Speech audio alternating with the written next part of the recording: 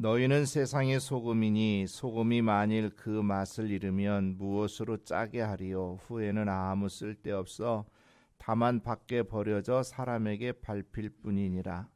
너희는 세상의 빛이라. 산 위에 있는 동네가 숨겨지지 못할 것이요 사람이 등불을 켜서 말 아래 두지 아니하고 등경 위에 두나니 이러므로 집안 모든 사람에게 비치느니라. 이같이 너희 빛이 사람 앞에 비치게 하여 그들로 너희 착한 행실을 보고 하늘에 계신 너희 아버지께 영광을 돌리게 하라. 아멘. 요즘 뉴스를 보면 참 답답한 마음이 큽니다. 마약 음료 판매해서 사기를 치고 또 전세 사기니 또 야당의 전대 돈봉투 사건 이렇게 뉴스를 보면 우리의 마음을 무겁게 짓누르는 소식들이 계속 들려옵니다. 하지만 지나고 보면 이런 일들은 옛날이나 지금이나 별반 차이가 없는 것 같습니다. 과거 10년 전에도 20년 전에도 이런 답답한 일들은 계속 있었습니다. 여러분도 기억하시겠지만 헬조선이니 삼푼이 오푼이 모든 것을 포기할 수밖에 없는 세상에 우리가 살고 있다. 이런 소리 들은 것이 사실 얼마 안 되잖아요. 그런데 지금 그때보다 얼마나 많이 나아진 것 같습니까? 별로 나아진 건 없고 별 차이가 없습니다. 지금도 여전히 그런 세상이 계속되고 있습니다. 자, 이것은 무엇을 말하는 겁니까?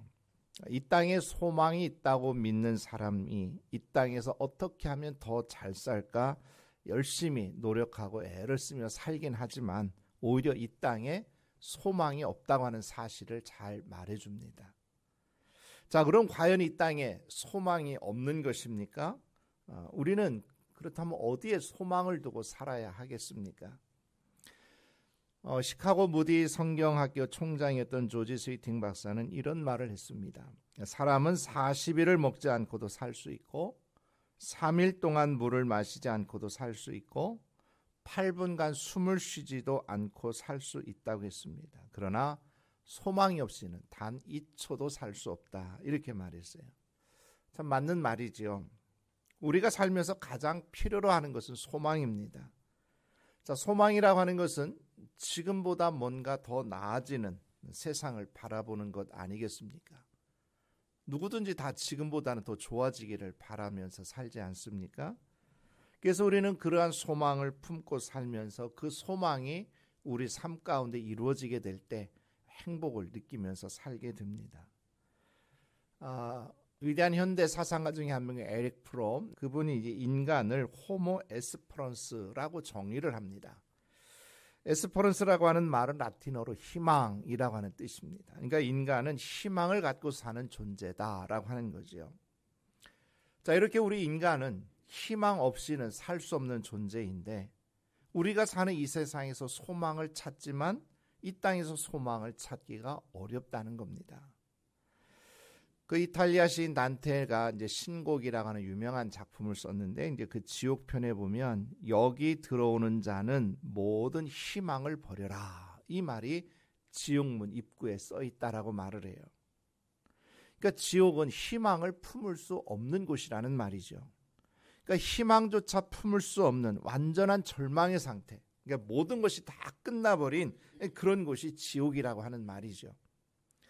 그러니까 이 세상을 지옥에 비교할 수는 없겠지만 소망이 없다고 하는 측면에서 보면 그렇게 틀린 비유도 아닐 겁니다. 자, 그렇다면 우리는 과연 소망 없는 세상에서 지옥 같은 삶을 살 수밖에 없는 것입니까? 그렇지 않습니다. 이 세상에는 비록 소망이 없다고 해도 소망을 바라볼 수 있는 곳이 있습니다. 그곳이 어디겠습니까? 바로 교회입니다. 교회가 이 땅의 소망인 줄로 믿습니다. 자, 교회를 뜻하는 이미지 가운데 그동안 우리가 많이 들어왔던 그리스도의 몸이라고 하는 말 외에도 여러 가지 표현들이 있습니다. 둥지, 방주, 등대, 가족, 집 이런 말들이에요. 자, 그리고 또 오늘 본문에 나오는 소금과 빛도 이제 마찬가지입니다. 자, 그런데 이 말들의 공통점이 있습니다. 그것은 뭐냐? 바로 소망이에요. 자, 둥지는 새가 편안하게 쉴 수 있는 곳이죠. 방주는 우리가 이제 노아의 방주를 생각하게 되는데 구원, 생명을 상징하는 말입니다. 자, 또 등대는 항해하는 배가 안전하게 항구에 정박할 수 있도록 불빛을 비춰서 길을 안내하는 역할을 하는 것이죠. 자, 또 가족, 집은 우리가 하루 종일 밖에서 일하고 이제 들어와서 완전히 무장 해제하고 편안하게 쉴 수 있는 곳이에요. 그리고 또 서로 사랑으로 돌보는 곳입니다. 또 소금과 빛도 역시 우리에게 꼭 필요한 것으로 소망과 관련된 이미지들이에요. 자, 교회는 바로 이 땅에 사는 모든 사람에게 이렇게 안식을 제공하고 생명과 구원에 이르도록 이끄는 곳입니다. 그리고 죽음으로 이 땅에서 우리의 생명이 끝나도 영원한 천국으로 이끌어 줄 수 있는 곳이 바로 교회입니다. 교회는 우리 모든 사람에게 참된 소망을 주는 곳인 줄로 믿습니다. 자, 우리 한번 다 함께 따라서 해볼까요? 교회가 이 땅의 소망입니다. 아멘. 네, 교회가 이 땅의 소망입니다. 자, 그런데 오늘날 한국 교회를 바라보면 교회가 이 땅의 소망이라고 하는 말을 자신 있게 할 수 있겠습니까?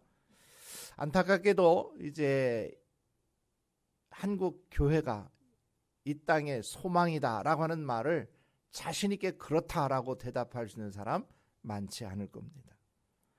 그만큼 오늘날 교회는 점점 교회의 본래의 모습을 잃어가고 있음을 부인하기가 어렵습니다. 특별히 코로나를 지나면서 교회에 대한 이미지는 더욱 나빠졌습니다. 급기야 세상을 염려해야 될 교회가 오히려 세상의 염려거리로 전락하는 수모를 겪고 있습니다. 교회가 세상에 희망적인 모습을 보여줘야 되는데 그렇지 못하고 있다는 겁니다. 자, 이것은 수치로도 분명하게 나타납니다. 그 목회 데이터 연구소 조사에 의하면 개신교인이 2012년 22%에서 2022년, 그러니까 10년 만에 15%로 떨어졌어요. 그러니까 7%가 감소한 겁니다. 10년 만에. 그리고 반면에 무종교인은 2012년 45%에서 2022년 63%로 18% 증가했습니다. 그러니까 사람들이 기독교를 비롯한 종교에 소망을 두고 있지 않다라고 하는 증거가 이렇게 수치로도 나타나고 있습니다. 자, 그렇다면 우리는 어떻게 다시금 이 세상에 소망을 주는 교회가 될 수 있겠습니까? 자, 우리는 세상에 어떻게 교회가 원래 지니고 있었던 둥지와 같고 방주와 같고 등대와 같고 가족, 집과 같은 그러한 참된 안식, 위로와 소망을 줄 수 있는 그런 교회가 될 수 있겠습니까? 자, 교회의 이미지는 교회가 어떤 역할을 하느냐, 어떤 일을 하느냐에 따라서 달라질 수 있습니다. 예를 들어서 교회가 사회적인 문제에 대해서 적극적으로 대처하고 있다면 교회는 참 사회적으로 책임 있는 교회구나 이렇게 인식을 할 수 있을 겁니다. 또 교회가 지역사회와 함께 일하는 모습이 보인다면 교회라고 하는 곳은 지역사회와 늘 함께 하는 곳이로구나 이렇게 인식을 할 수가 있겠지요. 자, 그러나 반대로 교회가 세습이라든지 분열이라든지 횡령, 성적인 범죄 등을 저지르면 교회는 세상과 전혀 다를 바 없는 그냥 하나의 집단 정도로 여기게 될 것입니다. 자, 이렇게 교회의 이미지는 교회가 어떤 모습을 세상에 보여주느냐에 따라서 달라질 수 있는 거예요. 그래서 교회는 교회가 본래 지향하는 가치와 목표를 세상에 보여주어야 될 줄로 믿습니다. 이것이 너무나도 중요한 일입니다. 언젠가 교회를 다니지 않는 사람한테 이런 말을 들은 적이 있어요. 교회가 세상의 소망이 돼 주어야 된다라고 하는 겁니다. 그러니까 자기들은 교회를 다니지 않고 온갖 죄악 속에 살아도 교회 다니는 사람들만이라도 그렇지 않은 모습을 보여주어야 된다는 얘기예요. 근데 교인들마저 그렇게 살지 못하면 자기들은 어디 의지할 데도 없고 소망을 두고 살 데가 없다는 거예요. 그래서 교회가 교회답지 못하면 더 심하게 욕하고 비난을 한다는 겁니다. 그러니까 자기들이 비록 죄 가운데 산다 할지라도 언제든지 돌아갈 수 있는 안식처와 같은 이런 교회 같은 곳이 있어야 그래도 소망을 가지고 자기들도 사는데 그것마저 없어지면 자기들 어떻게 사냐 이 말이에요. 참 괴팍한 논리죠. 근데 괴팍한 논리인데 맞는 말이에요. 틀리지 않아요. 그러니까 우리는 이 땅에 소망 없이 살아가는 사람들에게 소망이 여기 있다고 하는 사실을 보여주는 삶을 살아야 될 줄로 믿습니다. 그래서 교회는 언제나 죄악으로 가득 찬 이 어두운 세상에 소망의 빛을 비추는 교회가 되어야 할 줄로 믿습니다. 그래서 지난주에도 말씀을 드렸듯이 우리 교회가 지금 계속 기도하고 있는 기도 제목이 있는데 하나는 믿음의 좋은 전통이 세워지는 교회입니다. 그리고 하나는 소망의 빛을 비추는 교회입니다. 그래서 우리 교회가 늘 믿음의 좋은 전통이 세워지고 또 소망의 빛을 비추는 교회가 될 수 있기를 위해서 계속 기도하시고 또 이 일이 이루어지시도록 힘쓰시기를 바랍니다. 자, 그러면 우리는 어떻게 이 땅에 소망의 빛을 비추는 교회가 될 수 있겠습니까? 자, 오늘 본문에서 예수님은 우리를 세상의 소금과 빛이다 라고 말씀을 하셨습니다. 자, 이 말씀은 우리가 너무나 잘 아는 말씀입니다. 아마 교회를 다니지 않는 사람들도 교회가 세상의 소금과 빛이다 라고 하는 말은 다 알고 있어요. 자, 그런데 우리가 아는 것과 또 이 말씀대로 사는 것은 전혀 별개의 문제입니다. 아는 것으로는 아무런 의미가 없어요. 우리가 알면 아는 그 말씀을 그대로 실천할 때 그 말씀에 능력이 있는 줄로 믿습니다. 자, 그러면 예수님은 왜 너희는 세상의 소금이다 라고 말을 했겠습니까? 그러니까 소금은 그만큼 중요한 것을 뜻하기 때문입니다. 그러니까 소금은 역사적으로도 보면 항상 인류의 중요한 필수품이었어요. 그래서 소금 때문에 전쟁이 일어나고 소금 때문에 문명이 발달하는 이런 역사들을 볼 수가 있습니다. 그 작년에 구로지방의 장로님들과 함께 증도 순교지를 방문한 적이 있었습니다. 그 근처에 소금 박물관이 있어서 이제 그것도 이제 방문을 했었는데요. 이제 보니까 소금의 역사라든지 소금의 기능, 완전 소금에 대한 모든 것들을 알 수 있는 그런 곳이었습니다. 아마 이제 그곳이 염전이 많다 보니까 이제 그런 소금 박물관이 있지 않나 싶은데요. 자, 거기에서 이제 소금의 기능이 나와 있는데 너무 많은 거예요. 소금은 신진대사를 촉진하고 적혈구의 생성을 돕고 혈관을 청소한답니다. 또 소금은 부패를 막고 소독을 하고 미네랄을 공급해줘요. 소금은 체액의 균형을 이루고 소화를 돕고 해열과 지혈작용을 합니다. 또 소금은 세포를 생산하고 또 우리가 잘 아는 다른 재료의 본질적인 맛을 좋게 하는 역할을 해요. 자, 이렇게 소금의 기능을 보면 정말 소금 없이는 살 수가 없는 겁니다. 대체 용품이 없는 거의 만능에 가까운 물질입니다. 자, 이것은 무엇을 뜻하겠습니까? 예수를 구주로 믿는 신앙을 가진 그리스도인은 이 세상에 없어서는 안 될 꼭 필요한 존재임을 뜻하는 말입니다. 자, 그런데 여기서 우리가 중요하게 생각해야 될 말이 있어요. 뭐냐? 너희는 세상의 소금이다 라고 말을 했다는 거죠. 자, 예수님께서 제자들에게 말씀하신 말이 너희는 힘을 써서 소금이 되라 이렇게 말씀하지 않으셨어요. 또 너희들이 소금이 됐으면 좋았을 텐데 이렇게도 말하지 않으셨습니다. 너희는 소금을 가지고 가라 뭐 이렇게 말씀하지 않으셨어요. 뭐라고 말씀하셨습니까? 너희는 소금이다 라고 말씀을 하신 거예요. 그러니까 우리는 세상의 소금이 되어야 되는 것이 아니라 이미 세상의 소금이라고 하는 겁니다. 그렇다면 우리는 소금과 같이 꼭 필요한 역할을 감당하는 자들이 되어야 될 줄로 믿습니다. 그래서 우리는 내가 살아가는 삶의 현장에서 소금으로 살아가야 돼요. 그것이 구체적으로 무엇을 의미하겠습니까? 서로 죽이는 현장에서 평화를 만드는 삶을 살아야 돼요. 미움과 시기로 가득한 세상에서 용서하고 새로운 시작을 도모하는 역할을 감당할 수 있어야 됩니다. 정욕으로 가득 찬 세상에서 물질이 전부가 아님을 보여주어야 됩니다. 그러니까 한마디로 그리스도인은 죄악으로 가득 찬 세상에서 많은 사람이 절망과 탄식할 때 이 세상을 정말 살맛나는 세상으로 만드는 일을 우리가 감당해야 될 줄로 믿습니다. 그래서 세상에 이 소망의 빛을 환하게 비추는 역할을 우리가 감당해야 된다고 하는 거예요. 자, 그러나 이 일은 결코 쉬운 일이 아닙니다. 내가 남을 용서하고 내가 욕심 없이 모든 것을 버리고 다 내려놓고 산다고 하는 거 쉬운 일이 아니잖아요. 그래서 여기에는 우리의 희생이 필요한 겁니다. 소금은 자기를 녹이지 않으면 그 기능을 할 수가 없습니다. 근데 소금은 자기를 녹여서 희생하지만 자신의 모습은 드러나지 않아요. 그러면서 그 소금의 역할을 감당하는 겁니다. 자, 이러한 자기 희생이 이 세상을 살리게 되는 줄로 믿습니다. 자, 예수님께서도 아무런 죄 없이 십자가 위에서 자신의 몸을 내어주셨어요. 바로 그 주님의 희생으로 말미암아 우리에게 살 길이 열리게 된 거 아니겠습니까? 자, 그래서 우리는 소금통 안에만 있으면 안 됩니다. 자, 소금이 소금통 안에 있으면 안전하죠. 녹지도 않아요. 그러면 그 소금은 아무런 역할을 하지 못하는 겁니다. 그러니까 소금이 소금으로서의 기능을 하려면 소금통에서 소금통 밖으로 나와야 되는 거예요.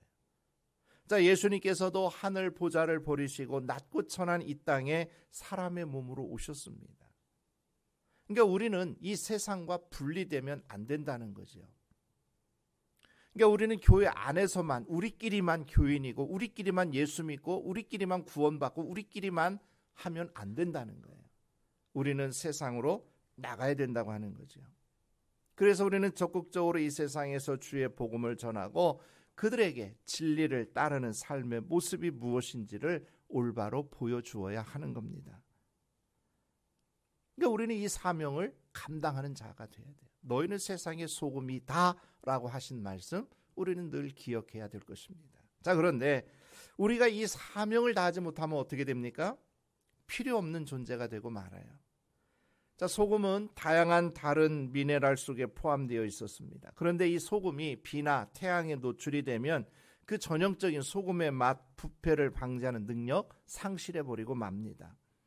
그러면 그 소금은 더 이상 아무짝에도 쓸모가 없어지게 돼요. 그러니까 세상에 대한 영향력을 잃은 그리스도인은 역시 아무런 쓸모가 없다는 얘기입니다. 자, 이것은 우리 그리스도인들이 세상 사람들의 법을 따라 생활하고 세상과 구별 없이 살아가면 우리는 그렇게 되는 거예요. 자, 소금이 짠맛을 잃으면 그것은 쓸데없어서 밖에 내버려져 사람에게 밟힐 뿐이다 라고 말씀합니다. 아무런 가치도 없는 쓸모없는 것이 되고 말아요. 그러니까 우리 그리스도인들도 이 땅에 필요한 존재가 되지 못하면 그렇게 된다고 하는 거예요. 근데 안타까운 것은 지금의 한국교회가 바로 짠맛을 잃어버린 소금과 같지 않는가라고 하는 거예요. 자, 물론 반기독교 세력의 말이긴 하지만 교회가 왜 필요하냐라고까지 말하는 상황입니다. 자, 이런 시대 속에서 우리는 소금의 역할을 올바로 이해하고 이 기독교는 소금과 같이 꼭 필요한 곳으로 인식하게 해야 되는 사명이 우리에게 있는 줄로 믿습니다.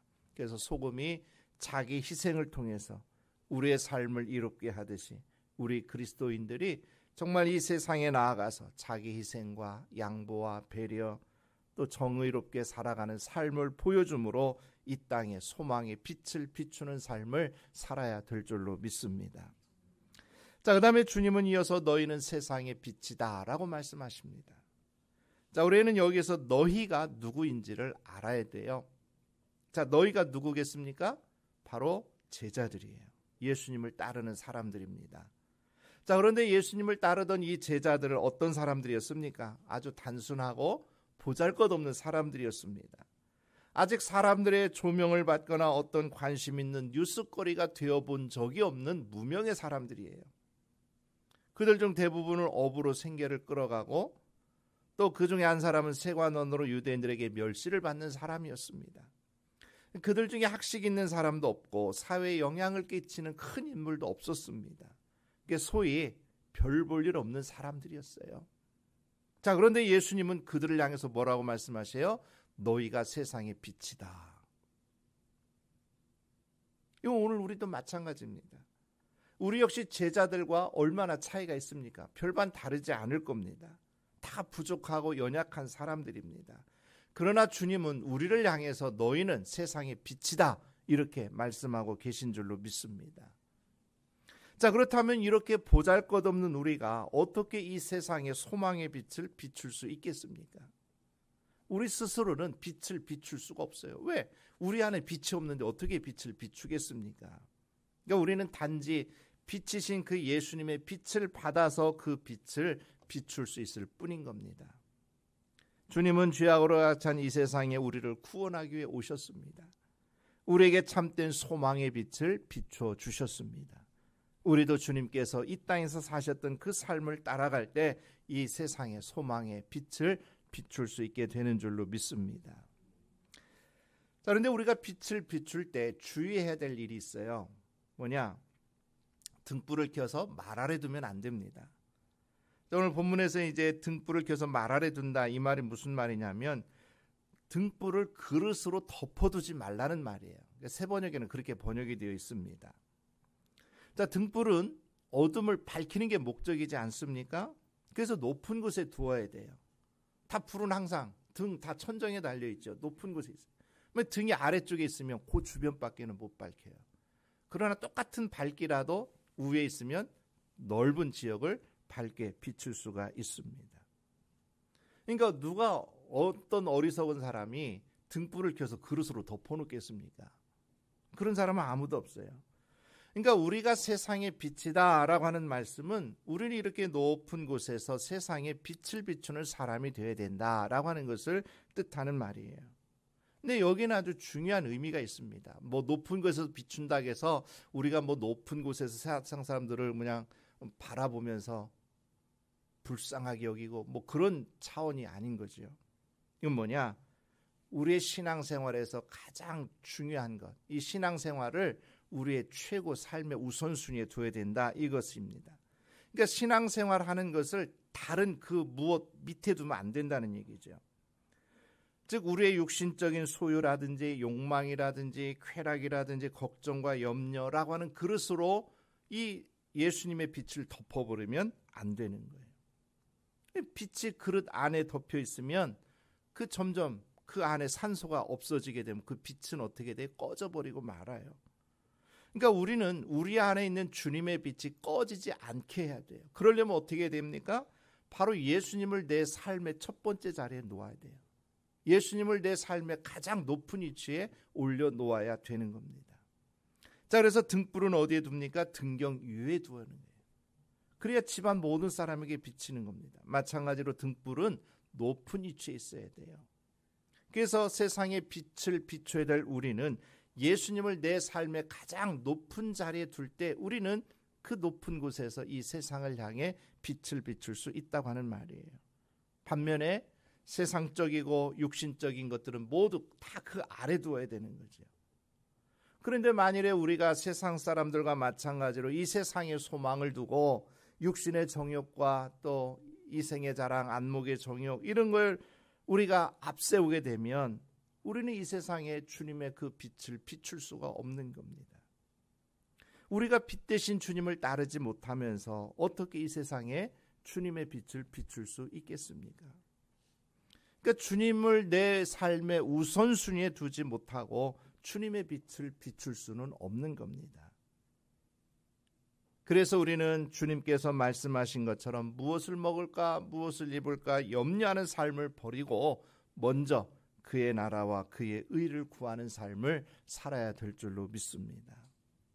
그러니까 이 말은 결국 우리의 소망을 이 땅에 두는 것이 아니라 하늘에 두고 살아야 된다라고 하는 것을 뜻하는 겁니다. 그래서 우리는 끊임없이 하나님의 말씀을 묵상하고 기도하면서 하늘과 연결된 삶을 살아야 돼요.